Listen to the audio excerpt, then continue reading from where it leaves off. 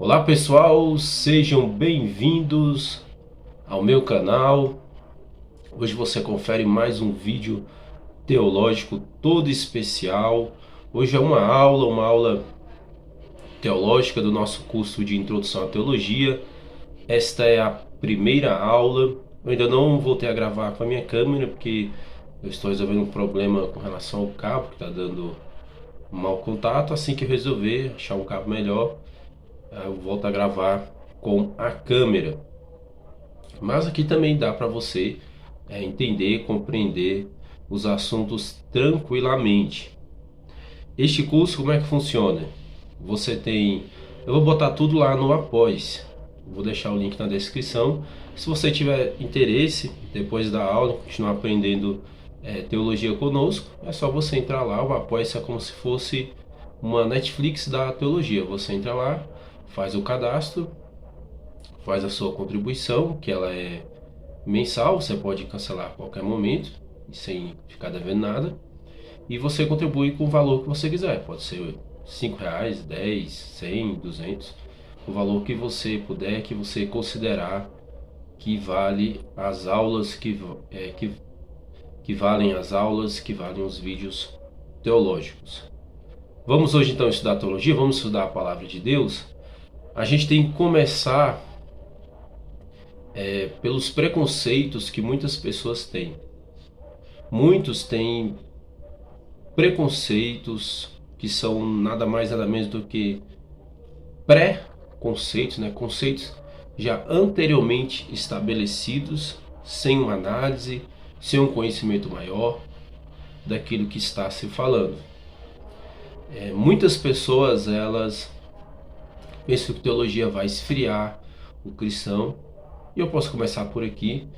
As pessoas pensam, não, você vai estudar teologia, você vai se tornar agora um cristão frio, você não vai mais ter interesse na oração, você não vai ter mais ter interesse na evangelização, na espiritualidade, você não vai mais ter interesse em buscar o Espírito Santo, você não vai mais ter interesse em ter uma vida de devoção para com Deus. Será que isso é verdade? A gente percebe que isso é completamente falso. Vamos observar, por exemplo, Paulo nas Escrituras, no Novo Testamento. Será que Paulo ele era uma pessoa fria espiritualmente? Nós estamos falando de um homem que ele recebeu o treinamento teológico da época, da forma da época, né? Da forma da época. Ele estudou com Gamaliel, que era um dos grandes mestres. Dentro do judaísmo você tinha grandes mestres de renome, como o próprio Gamaliel. Você teve um outro mestre, mais ou menos da época dele também, por exemplo, Eliel, que tinha um ensinamento parecido com Jesus, ensinava a respeito do amor ao próximo, ao semelhante. E outros, e muitos outros mestres do judaísmo que eram pessoas treinadas, preparadas, que ensinavam as pessoas. Paulo ele estudou com um dos mais renomados, que era Gamaliel. Ele tinha um treinamento teológico, ele era preparado para poder falar a respeito de assuntos religiosos e até mesmo jurídicos, porque a lei da época para os judeus era a lei dos judeus. É claro que eles, sob o domínio romano, eles também tinham que obedecer à lei romana, mas a lei judaica ela continuava existindo. E Paulo ele recebe esse treinamento de Gamaliel, e Paulo também estuda os filósofos gregos. Você vê em algumas passagens da Bíblia Paulo pedindo que trouxessem até ele as escrituras e também os escritos dos filósofos gregos. Quando ele vai até Atenas, ele vai ao Areópago, que era um local onde se reuniam filósofos, um centro cultural da Grécia, onde também havia muita religiosidade. E lá ele conversa e dialoga com filósofos estoicos, com filósofos daquela época, pensadores daquela época, que eram discípulos dos sábios, dos grandes filósofos gregos. A aula não é de filosofia, eu não vou me aprofundar nestes tópicos, mas ele estava dialogando com aqueles filósofos, lendo aqueles filósofos, se enchendo de conhecimento filosófico e também de conhecimento bíblico. No caso, a Bíblia dele na época era o Antigo Testamento, porque o Novo Testamento ainda não tinha se formado. Uma Bíblia do apóstolo Paulo era um Antigo Testamento. No caso, os profetas, a Torá. E ele tinha esse pensamento, ele tinha essa base que era o Antigo Testamento. Então ele estudava o Antigo Testamento e ele estudava também os escritos dos filósofos gregos. E uma vez que ele estudava os escritos dos filósofos gregos, ele adquiria um pensamento racional. Por isso Paulo fala da fé racional, né? Que a nossa fé ela tem que ser racional, não é baseada em emoções, impulsos, em instintos do momento. Ela tem que ser baseada na razão, que assim a gente encontra o que é melhor para nós. E dessa forma ele tinha conhecimento teológico, tinha conhecimento filosófico, e nem por isso ele deixou de realizar milagres, de realizar sinais. Nem por isso ele deixou de ser usado por Deus, de orar, de falar em outras línguas, variedade de línguas. Ele não falava em público, porque se você falar outras línguas, se não tiver ninguém para interpretar, o que vai adiantar? Não vai edificar ninguém, era o que Paulo ensinava.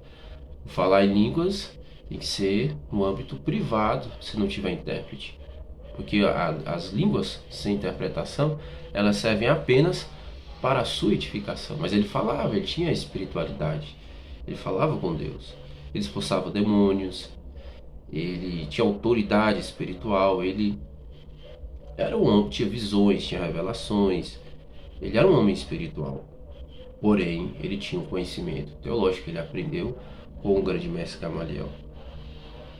Por isso, estudar teologia não vai, estudar a Bíblia, estudar as Escrituras, não vai, de forma alguma, de maneira alguma, tirar a sua espiritualidade, tirar a sua vida com Deus, tirar o seu relacionamento com Deus, tirar a sua comunhão com Deus. Isso não é verdade.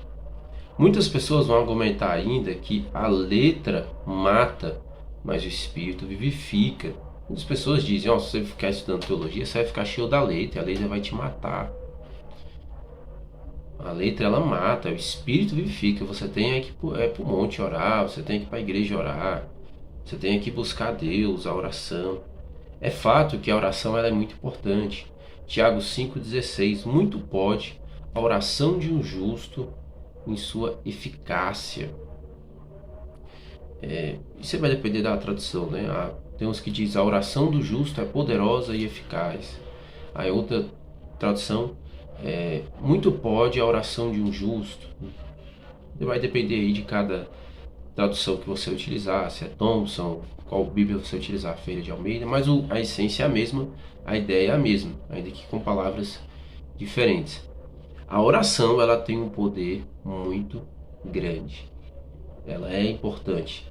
Nós precisamos ter essa vida de oração, essa vida com Deus. Todos os dias de nossas vidas temos que orar pelo menos um pouco. Aí você pode pensar, precisa eu orar 2 horas, 1 hora todo dia, 3 horas todo dia? Não, não é preciso. O próprio Cristo ensinou que não é pelo muito falar, não é você repetir as mesmas palavras diversas horas, diversos momentos da sua vida, que em diversos momentos que vai trazer resposta. Não é pelo muito falar, é pela fé. Mas você precisa orar, você precisa expressar os seus pensamentos com fé, de forma respeitosa, diante de Deus, para que Deus, com sinceridade, para que Deus possa te trazer resposta e com perseverança.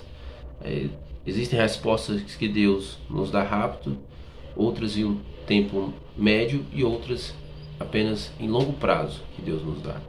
Por isso, a gente precisa perseverar na oração. Mas a letra não é o conhecimento em si, pelo contrário.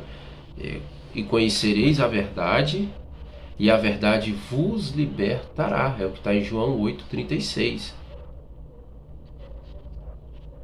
João 8,32, melhor dizendo. E conhecereis a verdade, e a verdade vos libertará. João 8,36 está assim: se pois o Filho vos libertar, verdadeiramente sereis livres. O conhecimento, ele traz libertação. O conhecimento, ele é fundamental. Quando fala da lei, ele está dizendo da lei de Moisés, que eram cerca de 613 mandamentos. Não era apenas os 10 mandamentos, o decálogo, não. Eram 613 mandamentos. Cerca de 613 mandamentos, a lei mosaica.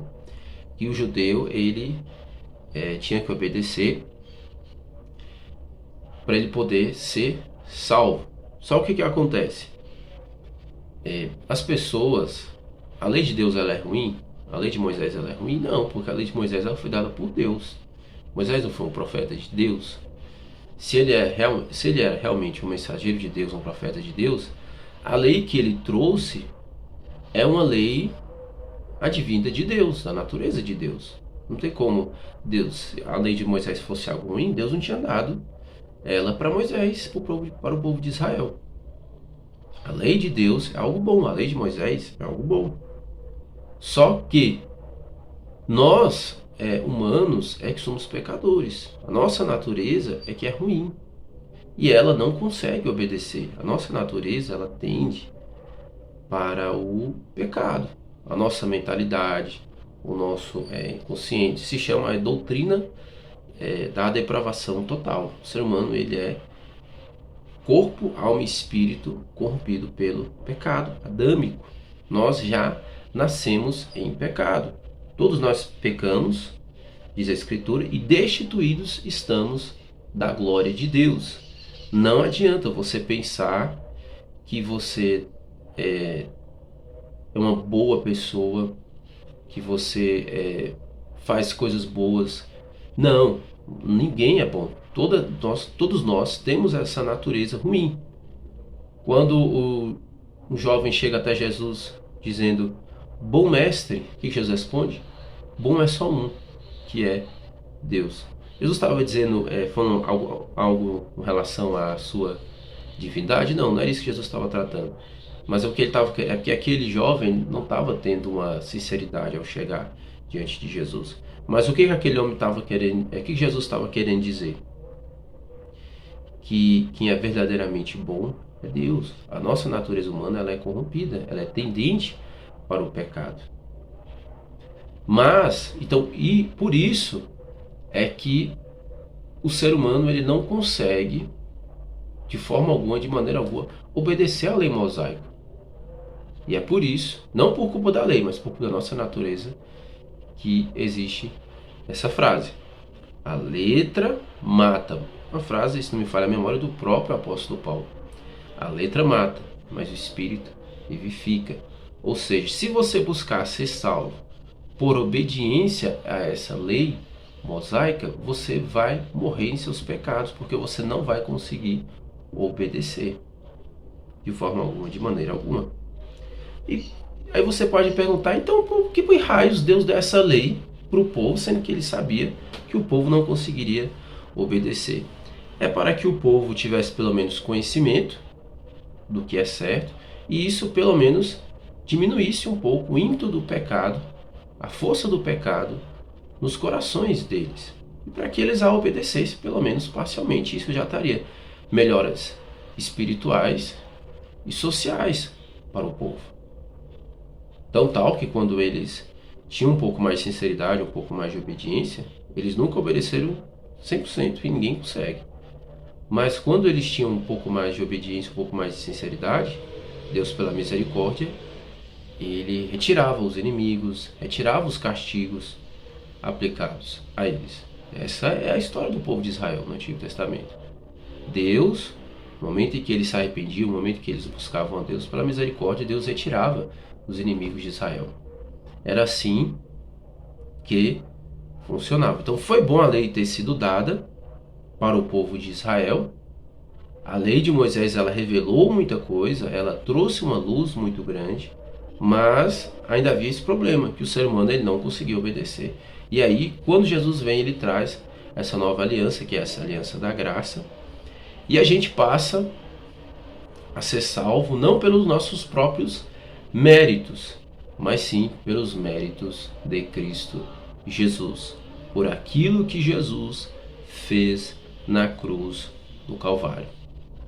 Pela fé, por nós acreditarmos que Jesus morreu e ressuscitou ao terceiro dia, que Jesus veio aqui há 2000 anos atrás, realizou sinais e maravilhas, deixou muitos ensinos, morreu por nós, sacrificou por nós, porque é nós que merecíamos a morte. Aí a gente entra, isso aí eu posso explicar depois, né, na tese, né, da doutrina do sacrifício substitutivo, expiativo. E aí nesse momento então Jesus, por quê? Porque Jesus ele nos substitui na cruz do Calvário. Lá era para nós estarmos lá. Era para nós morrermos. Nós é que merecíamos morrer por causa de nossos pecados, por causa da nossa natureza humana ruim. Mas Jesus ele toma o nosso lugar. E a partir do momento em que nós cremos nele, cremos no seu sacrifício, na sua ressurreição, e muitas pessoas elas têm um pensamento equivocado. Elas pensam que o sacrifício é a morte de Jesus, quando que isso não é verdade, porque ele ressuscita. Se o sacrifício fosse a morte, a partir do momento que ele ressuscita, aquele sacrifício teria sido invalidado, anulado. Não é a morte em si, mas é o ato de passar pela morte. É nesse sentido que a Bíblia fala que Jesus morreu por nós, porque ele passou, de fato ele morreu. Ele morreu, a parte humana dele morreu na cruz.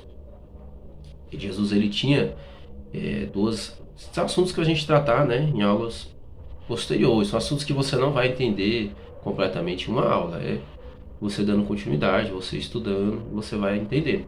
Mas Jesus ele tinha duas naturezas. Ele é uma só pessoa, mas ele tinha duas naturezas: a natureza humana e a natureza divina. Ele, enquanto humano, ele morre de fato na cruz do Calvário, né? Eu não quero aqui que você pense que estou ensinando algum tipo de heresia, criando uma nova doutrina. Não é isso. Jesus ele morre de fato na cruz. Mas o que é o sacrifício? Não é a morte em si, porque senão ele tinha continuado morto, mas é o ato de passar pela morte, que depois ele ressuscita.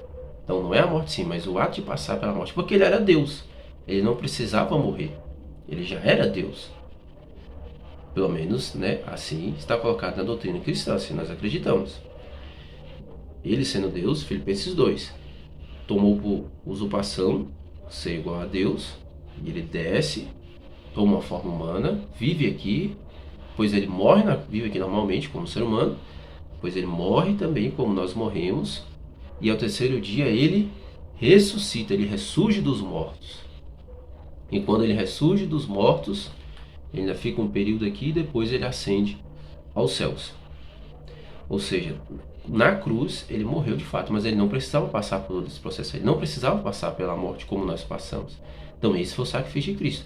Ele passou pela morte sem precisar passar e depois ele ressurgiu, ele ressuscitou. Então isso é Jesus fazendo uma expiação substitutiva, isso é Jesus fazendo um sacrifício substitutivo, isso é Jesus morrendo por nós, isso é Jesus sacrificando por nós, e nós somos salvos pela fé. Nós somos salvos porque acreditamos na obra que ele fez na cruz do Calvário, mas ele não precisava passar por isso. Então é isso. O Espírito, né, ele vivifica, o Espírito Santo é o poder de Deus, é a graça de Deus. A letra mata neste sentido, e a gente precisou de uma nova aliança. Nós somos salvos hoje pela fé, pela graça de Deus, que é o favor imerecido, significa favor imerecido, e ele morre na cruz do Calvário, ele entrega a sua vida por nós, e pela fé hoje nós somos salvos. Mas isso não tem nada a ver com estudo teológico. O próprio Cristo ele estudou teologia, ele estudou teologia judaica. Ele não se formou sacerdote porque ele não era da tribo de Levi. Ele era da tribo de Judá, que era a mesma tribo de Davi, do antigo rei Davi. E ele estudou onde ele estudava? Ele estudava nas sinagogas na época. Ele podia ir na sinagoga e estudar com os mestres que lá estavam, até ele próprio se tornar o mestre. Foi o que ele fez. Ele ia para a sinagoga e ele estudava na sinagoga. Sinagoga era uma escola por excelência. Lá tinha ensinamento teológico, tinha leitura da lei. Provavelmente ele aprendeu a ler e escrever lá. Ou ele aprendeu com seus pais, ou ele aprendeu lá, porque antigamente não tinha escola, igual se tem hoje, né? Escola secular, escola pública, escola particular não se tinha. Mas se tinha a sinagoga, que era a escola dos judeus por excelência. E lá ele foi, ele aprendeu e lá ele se formou mestre. Lá ele fez a formação dele, como se fosse hoje, né? Que a pessoa faz licenciatura, faz bacharelado, faz tecnólogo. Jesus, ele foi na sinagoga, lá ele fez, entre aspas, né? O bacharelado dele, lá ele fez um mestrado, lá ele virou um mestre, lá ele aprendeu. Era assim que funcionava naquela época. E Jesus, ele estudava a lei, ele estudava a interpretação da lei, ele explicava para as pessoas, ele sabia das coisas. Ele era alguém que conhecia a doutrina judaica, a teologia judaica, até mesmo para ele poder explicar, para ele poder ensinar, para ele poder doutrinar as pessoas. Por isso, tire, né, da sua cabeça essa mentalidade que ele não pode estudar teologia. Por quê? Porque a gente precisa saber aquilo que é certo e aquilo que é errado. A gente precisa saber. Igual hoje você tem diversas ramificações cristãs. Eu vou tratar aqui, não vou nem entrar em outras ramificações cristãs que são variadas, mas vou tratar das ramificações evangélicas. Você tem as ramificações neopentecostais, você tem as ramificações pentecostais, você tem as ramificações batistas tradicionais, presbiterianas tradicionais, você tem as igrejas renovadas, batista renovada, presbiteriana renovada, você tem a igreja metodista do grande estudioso violista, teólogo John Wesley. Você tem diversas igrejas. Só no pentecostalismo você tem 3 ondas, né? Você tem igreja de 3 ondas. As igrejas da primeira onda, como por exemplo a Assembleia de Deus. Você tem a Igreja Nazareno também, que é a igreja de primeira onda. Você tem a Congregação Cristã do Brasil, que é a primeira igreja pentecostal que teve no Brasil. Você tem as igrejas de segunda onda, que é, por exemplo, Deus e Amor, Casa da Bíblia, também se fala em memória, é uma igreja de segunda onda. Você tem igrejas de terceira onda, que são as igrejas neopentecostais, né? Por exemplo, essas são essas igrejas mais midiáticas. Então você tem diversos tipos de igrejas, você tem diversos tipos de denominações. Você ainda tem igrejas históricas, como por exemplo a igreja luterana, que foi a igreja do primeiro reformador, Martinho Lutero. Você tem igreja episcopal, você tem igreja anglicana, que era a igreja anglicana, uma igreja que já existia antes da reforma protestante e depois ela aderiu à reforma protestante. São igrejas históricas também. Você tem diversas ramificações de pensamentos cristãos por aí. E como você vai saber qual que é o certo? Você vai saber estudando e pesquisando, aprendendo a respeito da doutrina cristã. E a gente sabe que tem muita gente bem intencionada por aí, muita gente boa, muita gente que faz serviço social, muita gente que faz evangelização, faz ensino teológico. E nessas diversas matizes, tem pessoas boas entre os pentecostais, entre os calvinistas, entre os batistas, entre os metodistas. Todas as igrejas e ramificações têm pessoas boas. Até entre os neopentecostais, que às vezes seguem teologia da prosperidade, teologia cult, tem algumas pessoas ali que são pessoas boas também, têm pelo menos boas intenções dentro do coração. Às vezes falta de conhecimento, né? Segue uma ou outra doutrina errada, equivocada, mas dentro do coração tem uma boa intenção de servir a Deus, de adorar a Deus, ainda que no pensamento teológico às vezes equivocado. E aí essas pessoas, elas buscam a Deus, servem a Deus. Tem pessoas sinceras em todos os lugares, mas tem também, infelizmente, pessoas ruins, pessoas mal intencionadas, pessoas que querem enganar, pessoas que querem ludibriar as pessoas, manipular, e você para fins econômicos, para fins políticos, para diversos tipos de interesses. E aí você precisa, neste momento, você ter o conhecimento das Escrituras, do ensinamento de Cristo, do ensinamento dos apóstolos, dos profetas, para você poder discernir, para você poder saber, ó, isso aqui é correto, isso aqui não é correto.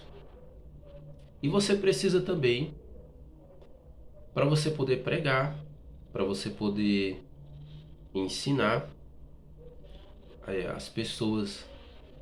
Às vezes você não prega, não ensina, aí você precisa pelo menos entender para você não ser enganado e para você ter uma boa espiritualidade, uma boa vivência pessoal com Deus. E se você prega, se você ensina, se você evangeliza, se você vai para a faculdade, que lá tem diversos tipos de pensamentos, de filosofia,